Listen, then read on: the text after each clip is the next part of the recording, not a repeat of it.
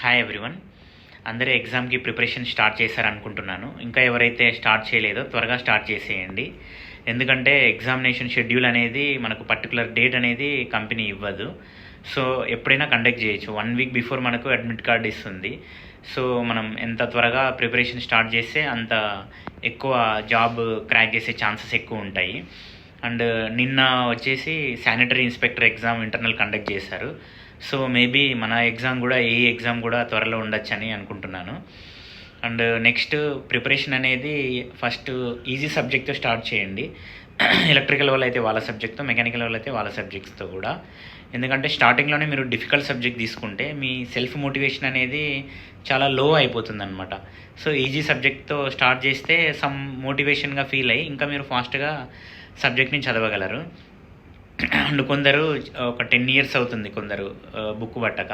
So వాళ్ళు కూడా demotivate అవ్వద్దు. సో వాళ్ళు కూడా స్క్రాచ్ నుంచి మనం స్టార్ట్ చేయవచ్చు.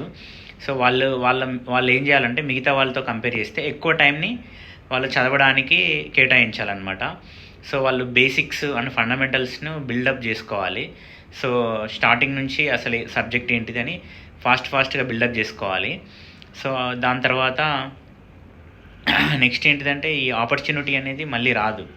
ఎందుకంటే ఇంటర్నల్ ఎగ్జామ్లో ఎక్స్టర్నల్ మీరు చూశారు, ఎక్స్టర్నల్లో ఎంత కాంపిటీషన్ ఉంటుందని చెప్పేసి.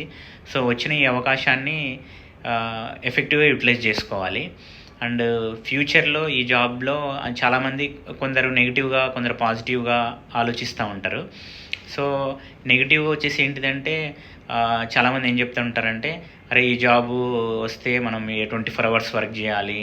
సో మనం జనరల్ అసిస్టెంట్గా ఉంటేనో లేకపోతే అనదర్ ఏదైనా డిజిగ్నేషన్లో ఉంటేనో మనకు చాలా టైం ఉంటుంది. ఈ జాబ్ ఎందుకు, ప్రజెంట్ ఉండే జాబ్లోనే కంటిన్యూ అవుదాం అని చెప్పేసి అనుకుంటూ ఉంటారు. అండ్ ఇంకొక సైడ్ వచ్చేసి పాజిటివ్ సైడ్ వచ్చేసి, సో రీసెంట్గా సింగరేణి కంప్లీట్గా రెన్యూవబుల్ సైడ్ వెళ్ళిపోతుంది, అంటే సోలార్, విండ్ అటు సైడు. సో టెక్నాలజీ అప్గ్రేడ్ అవుతుంది. సో మనం నాన్ ఎగ్జిక్యూటివ్ పొజిషన్లో ఉంటే మామూలు చిన్న వర్క్మెన్ యొక్క అంటే అన్స్కిల్డ్ వర్క్సే మనకు అలాట్ చేస్తారు. సో మనకు స్కిల్ అనేది ఇంప్రూవ్ అవ్వదు. సో మేబీ ఫ్యూచర్లో మనము అలాంటి ప్రాజెక్ట్స్లో ఎంటర్ అయినప్పుడు అలాంటి ప్రాజెక్ట్స్లో ఎగ్జిక్యూటివ్స్నే మోస్ట్లీ రిక్రూట్ చేసుకొని అక్కడ డిప్లాయ్ చేస్తారనమాట. సో అలా డిప్లాయ్ చేసినప్పుడు మనం ఆ టెక్నాలజీకి అడాప్ట్ అయ్యి ఆ టెక్నాలజీని నేర్చుకుంటాము. సో మనం ఆ నాలెడ్జ్తో ఈ కంపెనీలోనే కాకుండా సో బయట కూడా ఎక్కువ ఆపర్చునిటీస్ అనేవి మనకు ఉంటాయి.